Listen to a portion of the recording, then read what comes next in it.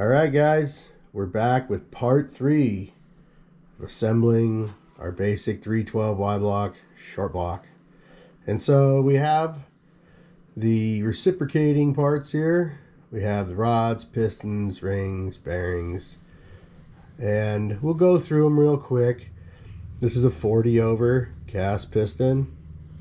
We are using our new H-beam rods. The old set of rods, we had one bad rod and we couldn't really find a good replacement that matched the balance very well, and the bronze bushings are getting really hard to find, so this was just a lot easier. But yeah, we're going to show you some of the basic parts. We're going to show you that this is the compression ring, and you can tell this is a moly ring. It's got a shiny outside. And on these moly rings, these are the compression rings, the top rings. These particular rings have no dots. And that means it's universal. It can go in the engine, either on the piston, either way.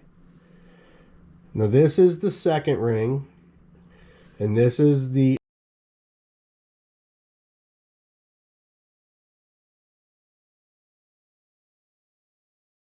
oil control ring. So this ring, you can see it has a dot on the top. This is going to go up. And a lot of people confuse this for a second compression ring, but it's not.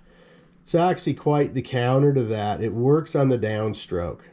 And you know that because if you look at it fairly close, you'll see it has a bevel on the bottom. And almost any time with a ring, when they put a bevel on a ring, that bevel indicates essentially which way the ring is going to be active. So if the bevel were on the top, like some compression rings will have a bevel on the top, that means that that ring is supposed to get activated on the way up. This ring here with the bevel on the bottom means it's supposed to work on the way down. It's supposed to scrape oil off the cylinder on the way down so that your intake charge is nice and free of oil residue.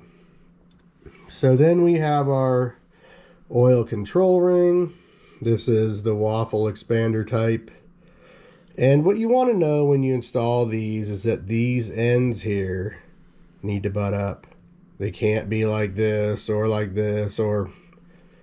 they need to be here in this orientation with the fingers touching like that. And then they'll obviously be surrounded or held together by the two thinner rings. So from here, we've checked the clearances on our bearings, and I'm showing you this today. It's a little more complex method. You can use the plastic gauge still if that's your speed. And what this means when we use a dial bore gauge like this is we mic the rod bearing journal. We set up this gauge for 0, and then we go ahead and then you'll put it in the bearing, roll it around, and where it stops and then see how it rolls back, that's the smallest clearance. This is about 1.9 thousandths. And what we did here too on this particular engine, and it wasn't necessary, but it's something to show you that you can be creative.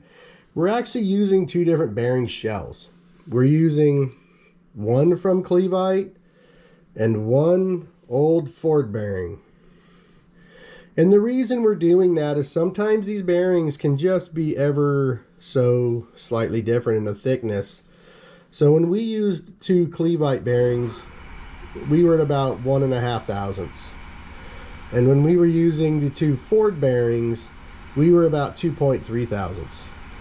And so what we decided to do was just shoot for the middle and run one of each, and that gives us our 1.9 or 2. So what you can do is we're going to show you what this assembly looks like all together. This is basically what it's going to look like ready to assemble and put in the engine. We'll have the wrist pin, piston, rod assembly. The clips are on it. We've got the clips with the tanks facing up. Got our compression ring, second ring. And then you can see that when this particular ring is installed right here, if I can get close enough, right there, you'll see the ends are butted up.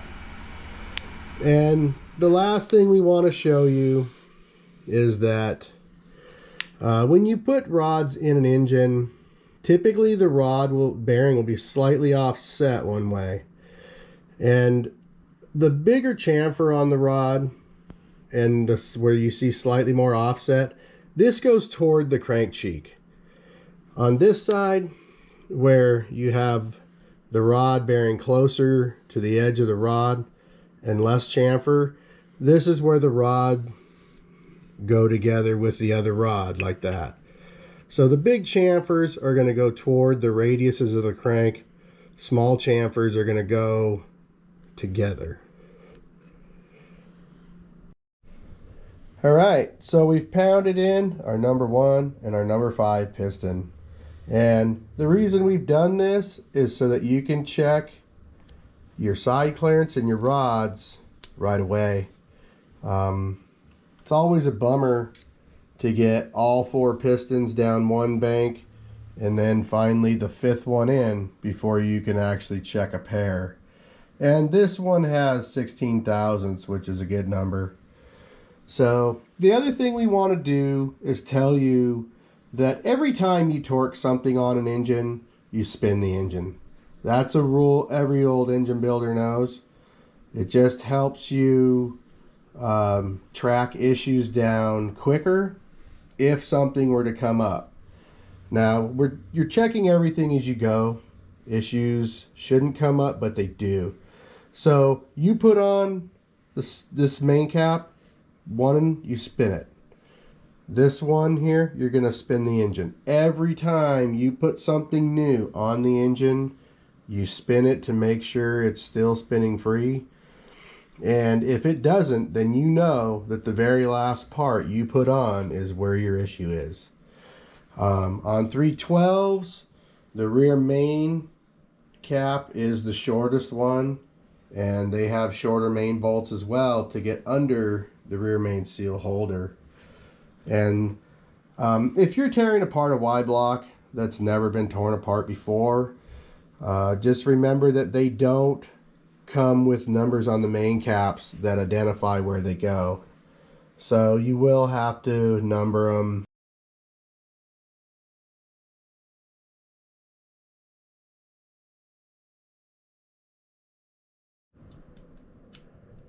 Alright, we're checking our ring gap.